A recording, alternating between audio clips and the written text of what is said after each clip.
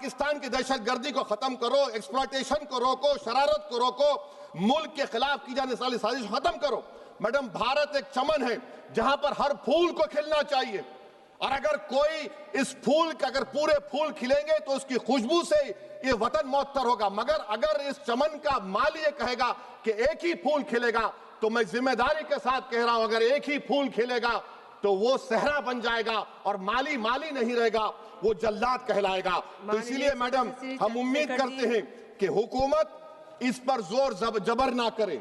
मेरा राइट है, यकीनन मैं जानता हूं कि आजादी के लड़ाई में वंदे मातरम का नारा था, मगर अगर आप इसको जबर करेंगे तो ये संविधान के खिलाफ है। वफादारी का सर्टिफिकेट हमसे मत लीजिए मैडम, खत्म कर रहा हूं। वफादारी का सर्टिफिकेट हमसे मत लीजिए। आपके बुजुर्गों के कोई एक किताब में लिख के क्या लिखा है बता दीजिए, कहां पर क्या लिखा हुआ है। तो मैं मैडम, मैं इस शेर पर अपनी बात को खत्म कर रहा हूं मैडम। मैं इस शेर पर अपनी बात को खत्म कर रहा हूं मैडम। मैं अपनी बात को खत्म कर देता हूं मैडम, क्योंकि आप बहुत जल्दी में हैं। कि भारत जिंदाबाद, हिंदू मुसलमान जिंदाबाद, दलित जिंदाबाद, ईसाई जिंदाबाद, आदिवासी जिंदाबाद, जो किसी खुदा को नहीं मानते वो भी जिंदाबाद, और मैडम सब पिछड़ा सब आ गया इसमें। तो हम उम्मीद करते कि इस रूह को आप समझेंगे, अगर आप सिर्फ अपनी आइडियोलॉजी को लेकर चलेंगे। और आखिर में मैडम, जनाब बंकिम चंद्रा साहब के बारे में मैं आपके सामने डॉक्यूमेंट लेकर रहा हूं कि उन्होंने बीए का एग्जाम पास नहीं किया था, 7 मार्क्स से फेल हो गए थे, ये भी रख रहा हूं। तो आप जिसको लिटरेरी जायंट बता रहे, ये नहीं है। बहुत बहुत शुक्रिया मैडम। धन्यवाद सभापति महोदया। मैं इस सदन का ध्यान, मैडम, पहले तो मैं वजीर आजम की इस बात की मजम्मत करता हूं और उनको बताना चाहूंगा कि जिना के बारे में उन्होंने जो कहा था, हम तो जिना के सख्त मुखालिफ है, इसलिए भारत को अपना वतन माने। मगर 42 में आपके प्यारे वीर और जिना की पार्टी ने नॉर्थ वेस्ट फ्रंटियर, सिंध और बंगाल में मिलकर हुकूमत चलाई, और उस हुकूमत ने 1.5 लाख हिंदू और मुसलमानों को अंग्रेजों की फौज में शामिल कराया ताकि वो लड़े। तो किसी शायर ने अच्छा कहा था वजीर आजम के बारे में कि फरेब देकर जमाने को पारसा ना बनिए, इन्हें कहो कि वो बंदा बने खुदा ना बने, अमीर शहर यही चाहता या हजरत कि हमारी चीख गले में रहे सदा ना बने।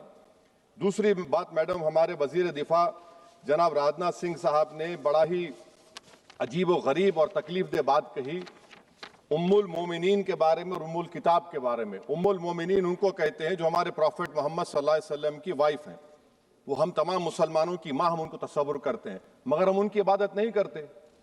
हम अपनी माँ की इबादत नहीं करते। उम्मुल किताब कुरान है, हम कुरान की इबादत नहीं करते। कुरान अल्लाह का भिजावा कलाम है। तो उसके बारे में भी शायर ने अच्छा कहा कि खबर नहीं जिन्हें अपने दीन और मजहब की, हमें वो दीन का मतलब सिखाने निकले हैं। अहम बात यह है कि मैडम, हमारे मुल्क का आइन का इस लफ्ज से आगाज होता है, वी द पीपल। इसका आगाज भारत माता के नाम से नहीं होता है। हमारे संविधान का जो प्रियम्बल है वो क्या कहता है? Liberty of thought, expression, belief, faith and worship. अगर दस्तूर का ये पहला सफा ये बात करता है, तो फिर कैसे किसी शहरी को किसी खुदा, देवी, देवता की इबादत करने पर या सजदा करने पर मजबूर किया जा सकता है? आप ही की पार्टी से आज की जो बातें हुई है इसी का बोल रही हैं। हमारे कॉन्स्टिट्यूंट असेंबली में मैडम एक मोहतरमा थी रोहिणी कुमार चौधरी ने एक तजवीज़ दी थी कि प्रियम्बल में किसी देवी के नाम से शुरू हो। उन्होंने खास तौर से वंदे मातरम का जिक्र किया, मगर उसको कबूल नहीं किया गया।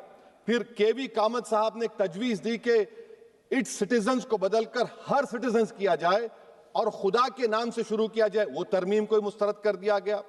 हमारे संविधान का उसूल यह है कि भारत क्या है, उसकी अवाम है, अवामी कानून की मुसन्निफ है, अवाम मर्जी से सबसे बालातर है, अवामी हाकिम है। मुल्क किसी खुदा, देवी, देवता, मजहबी इलामत के नाम से नहीं चलता, ना मुल्क किसी एक मजहब की मिल्कियत है।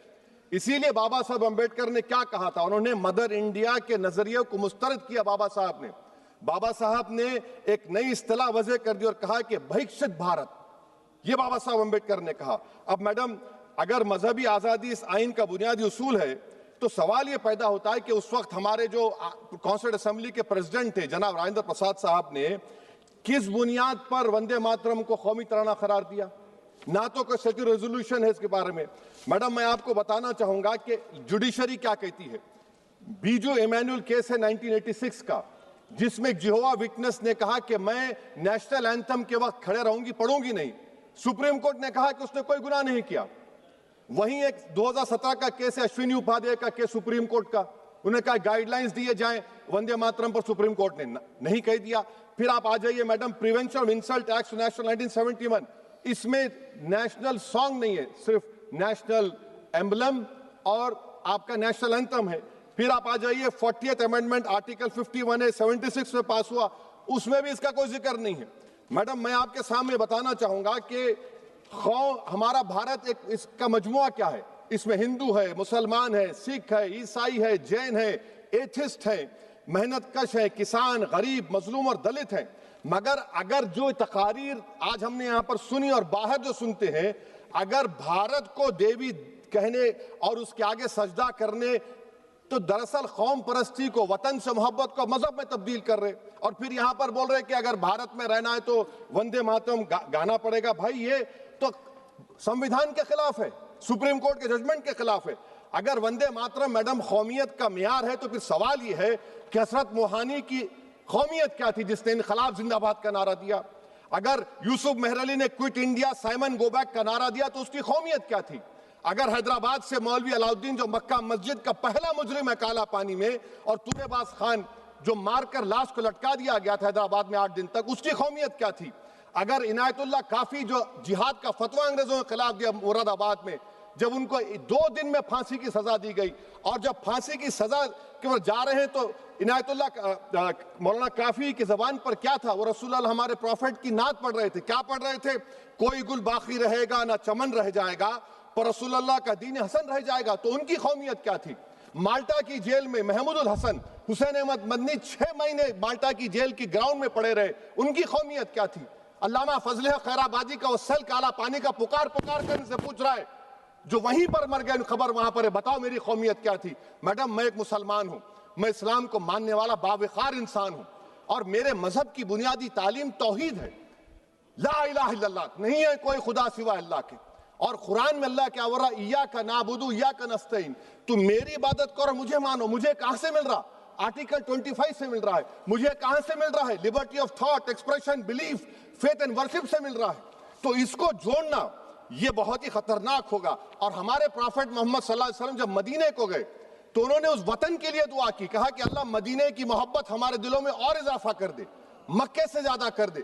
तो ये इस्लाम, मुसलमान होना, हमारे ईमान में मुल्क की मोहब्बत बीच में नहीं आती, और मुल्क से मोहब्बत है और रहेगी हमेशा, क्योंकि ये अजीम कुर्बानियां यहां पर शामिल है जिन्होंने जंग आजादी में हिस्सा नहीं लिया। आज अगर वो वतन की मोहब्बत का दर्ज देंगे तो बड़ा गलत होगा। मैडम, मैं आपके सामने एक चीज पढ़ूंगा। 1937 रविंद्रनाथ टैगोर ने लेटर लिखा सुभाष चंद्र बोस को, मैं सिर्फ किसी ने नहीं पढ़ा ये। क्या कहा टैगोर साहब ने? But parliament is a place of union for all religious groups and there the song cannot be appropriate. When Bengali Muslims show sign of stubborn fanatism, we regard it intolerable. When we too copy them and make unreasonable demands, it will be self-defeating. ये मैं इसको ले करूंगा madam, आप देख लीजिए। फिर दूसरी तरफ मैडम आप आ जाइए, मैं यहाँ पर बैठकर, हाँ, जितने तकारीर यहाँ पर हुए सब जनगण मन पर तनकीद किए। तो मैडम मुझे ये कहना पड़ेगा कि जनगण मन पर आप लोग इतनी तकलीफ क्यों उठा रहे हैं? आखिर इतनी तकलीफ क्यों है? तो मैं जब जाकर देखा तो मुझे 28 दिसंबर का ऑर्गेनाइजर मैगजीन का आर्टिकल मिला, जिसमें ऑर्गेनाइजर लिखता है कि what is the moral sanction behind government choice of Janagana Mana, except that it can be made an item of entertainment at the sumptuous parties thrown by government officials. आप बताइए, इसका बोलेंगे आप? और फिर उसके काइंड कैसा करते हैं? It will mean we can not love our motherhood. Madam please, it will mean that Vande Mataram is buried alive with the word Jan Gan Mana on the tombstone, for the tomb will also be of Jan Gan Mana of the will of the people. इस पर आप क्या बोलेंगे? Madam, मैं आपको ये बताना चाह रहा हूं कि वतन की मोहब्बत हमारे लिए बहुत अहम है, मगर ये बताइए हमको कि अभी मैडम यहाँ पर आनंद मठ के बारे में बहुत कुछ कहा गया। मैं सिर्फ 2 मिसालें आपको देता हूं। आनंद मठ के पेज नंबर 70 और 80 को पढ़ लीजिए। इसके बाद सनातन जहां मुसलमानों के घर पाते थे, इन्हें आग लगा देते थे। आप पेज नंबर 98 पढ़िए, हमें सिर्फ इन मुसलमानों को जड़ से खत्म करना है क्योंकि खुदा के दुश्मन बन चुके हैं। फिर आप पेज नंबर 115-16 दीजिए, फिर मुख्तलिफ इलाकों में मुसलमानों को सजा देने के लिए भेजे जाते, जहां मुसलमान आबादी नजर आती जला दिया जाता। फिर आप देख लीजिए मैडम, सफे नंबर 120 पेज 120, बंकिम लिखते हैं कि सनातियों को मालूम नहीं था कि अंग्रेज हिंदुस्तान को निजात दिलाने वाले हैं। ये आप क्यों कर रहे हैं? अब आप मैडम, मैं आपको पेपर्स दे कर दूंगा मैडम, भारत में हमारी आजादी इसलिए आई और बरकरार रही कि हमने मुल्क और मजहब को एक चीज नहीं बनाया। हमने ऐलान किया कि हमारी मुल्क मुख्तलिफ तबकात मज़ाहिब पर मुश्तमिल है, हमारे मुश्तरका तकदीर हमारी कौमियत का सरचश्मा है, यह खास जबान सखावत मजहब नहीं है। अगर वंदे मातरम का मतन कौम और मजहब को एक बना देता है, अगर हम इसे टेस्ट बनाते हैं वफादारी का, तो फिर मान लीजिए कि यह गांधी, अंबेडकर, टैगोर, बोस और लाखों आजादी के सिपाहियों की सोच को छोड़कर गोडसे की सोच की हिंदू कौमी परस्ताना, मैडम खत्म कर रहा हूं, हिंदू कौम परस्ताना को अख्तियार करेंगे। मुझे वतन से बेइंतहा मोहब्बत है मैडम, और इंशाल्लाह हमेशा रहेगी, मगर बावजूद इसके कि मेरी मस्जिद, मेरी इबादतगाह, मेरे कपड़े, मेरे कारोबार पर हमले होते, मगर मैं फिर भी कहता हूं कि वतन मेरा, हर वतन को हम छोड़कर नहीं जाएंगे। मगर हुब्बुल वतनी का क्या मुतालबा है?